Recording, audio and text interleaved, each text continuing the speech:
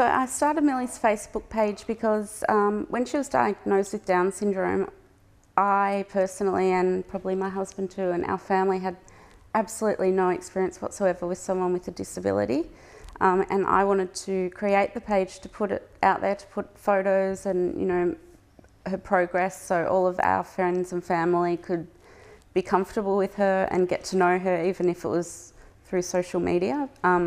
But so they'd be comfortable with not just her, but with other kids that had disabilities. And I just wanted to let them know that, you know, we're open to talking about her, we're proud of her, we're proud of all of the other families and friends that we've met that have kids with disabilities too. So, and I think that page has done its job, and she's got a lot of, like 18,000 followers or something now on that page. So she's had a lot of other little opportunities come from that, a few news stories and lots of different things where we've been able to promote lots of different things to do with kids with disabilities and cancer as well.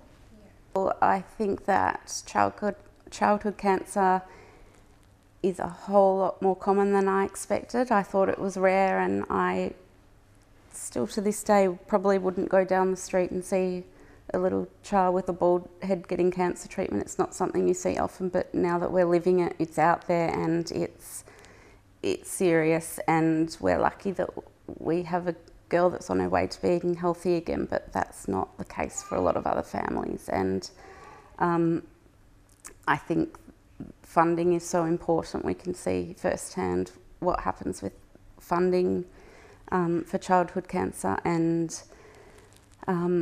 support of families whenever you see a family that might need assistance, even if it's a meal or an activity for a sibling, it makes all the difference. So for other families going through the same thing, I would recommend to make the most of the supports that are out there. There are so many out there, and at the beginning we were probably too proud to access that support and thought that there'd be many other families that probably need it more than we did. At that time we didn't have the financial difficulties, we didn't need help, but towards the end, as everything settled down, that's when we found that everything was starting to crash, and we did use the services of Red Kite and a few of the other ones out there, which have made a major difference to us, especially over Christmas time when we're in a really bad situation. So I would